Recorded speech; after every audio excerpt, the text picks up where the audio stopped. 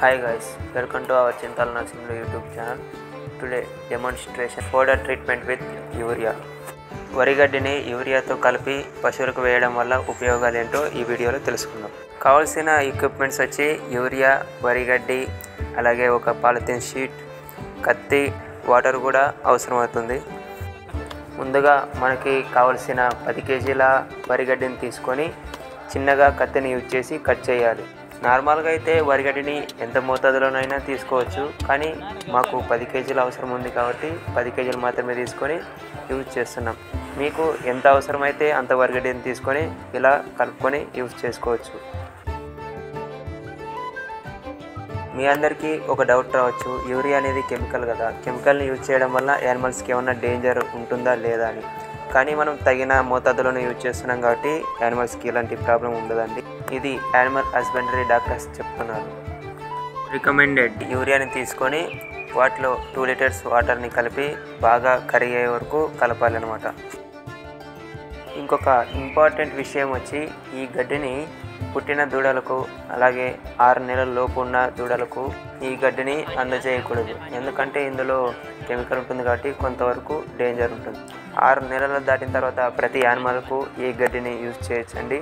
మొదట్లో ఈ గడ్డిని పశువులు అనేది ఇష్టపడవు అన్నమాట. డే బై డే ఇంక్రీజ్ అయ్యే కొద్దీ ఈ పశువులు అనేది చాలా బాగా ఇష్టపడి తింటాయి. అలాగే ఎక్కువ మోతాదులో కూడా ఈ గడ్డిని తినడం మొదలు పెడతాయి. చాలామందికి ఇంకో డౌట్ కూడా రావచ్చు, ఏంటంటే నార్మల్గానే వరిగడ్డి వేయచ్చు కదా, ఇలా యూరియా కలిపి వేయడం వల్ల ఏం లాభం ఉంటుందని. దీనివల్ల కూడా చాలా లాభాలు ఉన్నాయండి. డిఫరెన్స్ చూసుకున్నట్లయితే నార్మల్ వరిగడ్డిలో 50% న్యూట్రియంట్స్ అండ్ ప్రోటీన్స్ ఉంటాయి. అదే యూరియా కలపడం వలన అమోనియం అనేది ఫామ్ అయ్యి అది పూర్తిగా 100% ప్రోటీన్స్ అండ్ న్యూట్రియంట్స్ని ఫుల్ఫిల్ చేస్తుంది. ముఖ్యంగా పాలలో వెన్న శాతం అనేది పెరుగుతుంది. అంతేకాకుండా 1/2 లీటర్ నుంచి లీటర్ వరకు పాలు ఇంప్రూవ్మెంట్ అనేది కనిపిస్తుంది మనకు. మనం నీటిలో వేసిన యూరియా మొత్తం కరిగిన తర్వాత వరిగడ్డి పైన మొత్తం తడిచేలా వెదజల్లుకోవాలి. నీటిని వెదజల్లడం అనేది బై హ్యాండ్ కాకుండా స్ప్రేయర్ని ఉపయోగించి స్ప్రేయింగ్ చేయొచ్చు. అలాగే వాటర్ క్యాన్ ఉంటుంది కదా, మొక్కలకి నీరు పోసేది, వాటిని యూజ్ చేసి కూడా మొత్తం తడిసేలా వెదజల్లొచ్చు. పైపొర మొత్తం తడిసేలా నీరు చల్లిన తర్వాత మొత్తం గడ్డిని పైకి కిందికి పైకి కలుపుకోవాల్సి వస్తుంది. ఎందుకంటే మొత్తం గడ్డికి వాటర్ అనేది చాలా బాగా పట్టుతుంది. ఇలా పూర్తిగా మన దగ్గర ఉన్న యూరియా కలిసిన వాటర్ అయిపోయేంత వరకు అలా చేస్తూనే ఉండాలి. ఇలా చేయడం వల్ల గడ్డి అనేది చాలా మెత్తగా పడి పశువులు తినడానికి చాలా ఈజీగా ఉంటుంది. అలాగే డైజెస్ట్ కూడా చాలా త్వరగా అవుతుంది. మరి నెక్స్ట్ స్టెప్ వచ్చి పాలిథిన్ షీట్ని తీసుకొని గడ్డిని మొత్తం దాంట్లో వేసి టైట్గా వేయాలన్నమాట.